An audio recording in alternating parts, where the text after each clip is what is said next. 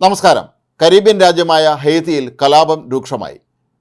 തലസ്ഥാനമായ പോർട്ടോ പ്രിൻസിൽ വിമതർ നടത്തിയ ആക്രമണത്തിൽ നിരവധി പേർ കൊല്ലപ്പെട്ടു. ഇവർ നഗരത്തിലെ പ്രധാനപ്പെട്ട ജയിൽ തകർത്തു. ഇതോടെ 4000-ഓളം തടവുപുള്ളികൾ ഇവിടെ നിന്ന് രക്ഷപ്പെടുകയും ചെയ്തിട്ടുണ്ട്. ഇതേ തുടർന്ന് രാജ്യത്ത് അടിയന്തരാവസ്ഥ പ്രഖ്യാപിച്ചിരിക്കുകയാണ്. ജനങ്ങളാരും പുറത്തിറങ്ങരുത് എന്ന് പട്ടാളം നിർദ്ദേശം നൽകി കഴിഞ്ഞു. വർഷങ്ങളായി ഇവിടെ കലാപം തുടരുകയായിരുന്നു.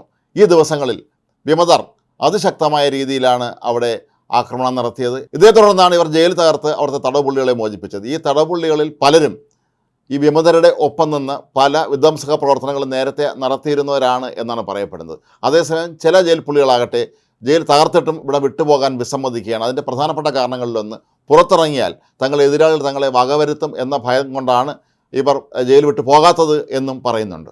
2021 അന്ന് പ്രസിഡൻ്റായിരുന്ന ജോവനൽ മൊയ്സിനെ വധിച്ച കേസിലെ പ്രതികളാണ് ഇവരിൽ പലരും.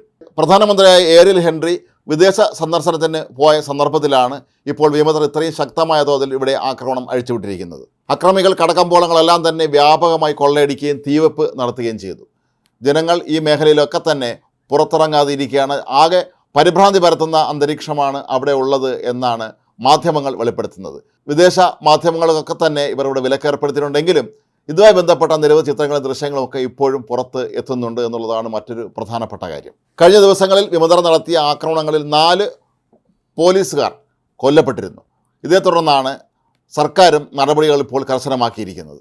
ജയിൽ അധികൃതർ ഉൾപ്പെടെയുള്ള സർക്കാർ സ്ഥാപനങ്ങളിൽ പട്ടാളത്തിൻ്റെ സംരക്ഷണം അവർ പലതവണ ആവശ്യപ്പെട്ടിരുന്നു. പട്ടാളം എത്തുന്നതിന് തൊട്ട് മുമ്പാണ് ഇവർ ജയിൽ തകർത്ത് തടവുപുള്ളികളെ മോചിപ്പിച്ചത്.